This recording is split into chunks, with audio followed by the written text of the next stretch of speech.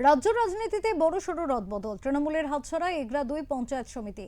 স্থায়ী সমিতিতে বিজেপির একচ্ছত্র আধিপত্য।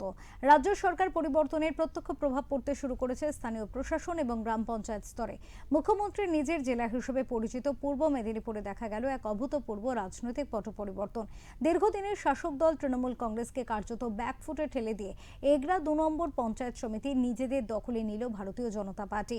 পঞ্চায়েত সমিতির স্থায়ী সমিতি গঠনের প্রক্রিয়ায় তৃণমূলকে সম্পূর্ণ ধূলিসাৎ করে সবকটি কর্মাধ্যক্ষের পদ একচ্ছত্রভাবে ছিনিয়ে নিয়েছে বিজেপি। এই গুরুত্বপূর্ণ ক্ষমতা হস্তান্তরের সময় সরাসরি উপস্থিত ছিলেন কাঁথির সাংসদ সৌমেন্দু অধিকারী, উত্তর কাঁথির বিধায়ক সুমিতা সিনহা এবং এগরার বিধায়ক দিব্যেন্দু অধিকারী।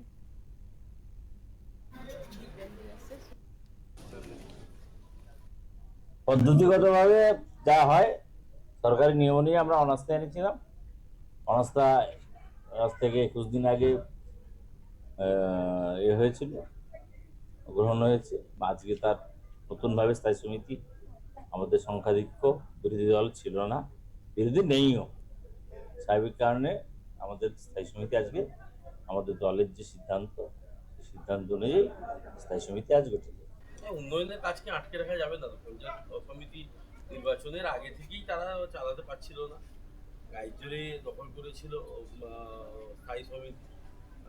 আপনার পঞ্চায়েত নির্বাচনের পরে স্থায়ী সমিতি আমরা গঠন করেছিলাম ভারতীয় জনতা পার্টি। তারপরে গাইজোরে ওরা নিয়েছিল, তারপরে চালাতে পারছিল না। ভোটের পর থেকে সকলের নিরুদ্দেশ ছিল, মানুষের পরিষেবা প্রচণ্ডভাবে বিঘ্নিত হচ্ছিল। তার জন্যই দ্রুততার সঙ্গে এই ব্যবস্থা করা।